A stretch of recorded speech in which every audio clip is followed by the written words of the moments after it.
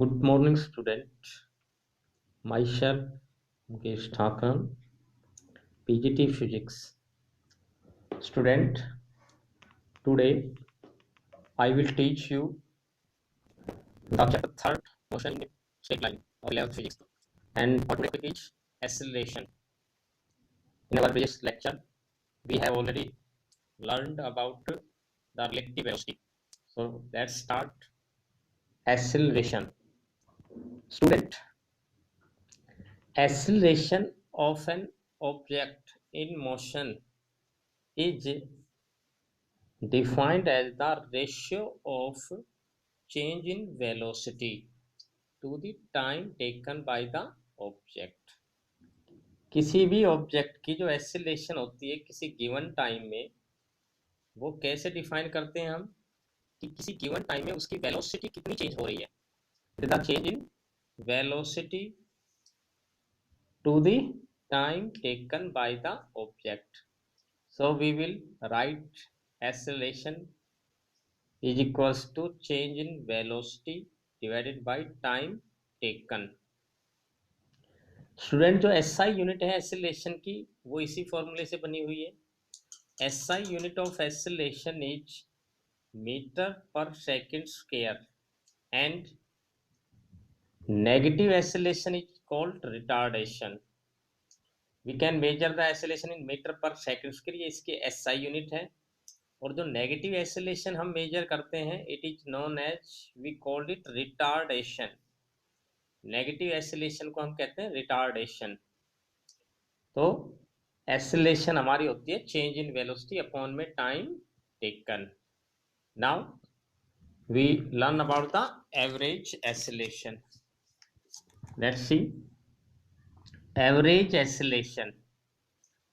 Average acceleration it is the ratio, it is the ratio of total change in velocity to the total time taken. किसी भी body की total velocity total time में कितनी change हो रही है वो हमें डिटरमाइन करने के लिए हेल्प करेगा average acceleration. To find the average acceleration you can take total change in velocity divided by total time taken and you write it delta v upon delta t. कैसे लिखेंगे आप इसको mathematically? Delta v by delta t. You can explain it graphically. Graphically we can determine the acceleration by from velocity time graph. To determine the average acceleration we use the velocity time graph. इस graph के अंदर हमने क्या किया, we take the velocity v1 of a body at any instant t1. किसी दूसरे instant of time पर इसकी वेलोसिटी क्या है, v2 है. तो हमने किसी बॉडी की वेलोसिटी ली v1 और v2, t1 और t2 टाइम पे. नाउ हमने माना ये जो ग्राफ है ये एवरेज वेलोसिटी को रिप्रेजेंट कर रहा है, जो आप कर्व शेप देख रहे हैं. तो इस ग्राफ के अंदर हमने कोई दो पॉइंट मान लिए ए और बी और इनको एक स्ट्रेट लाइन से ज्वाइन कर दिया. तो अब इस ग्राफ से देखिए हम एवरेज एक्सेलरेशन कैसे डिटरमाइन कर रहे हैं. Now at the slope of straight line A B is, in the given graph जो ए बी लाइन का स्लोप है it is given by tan theta.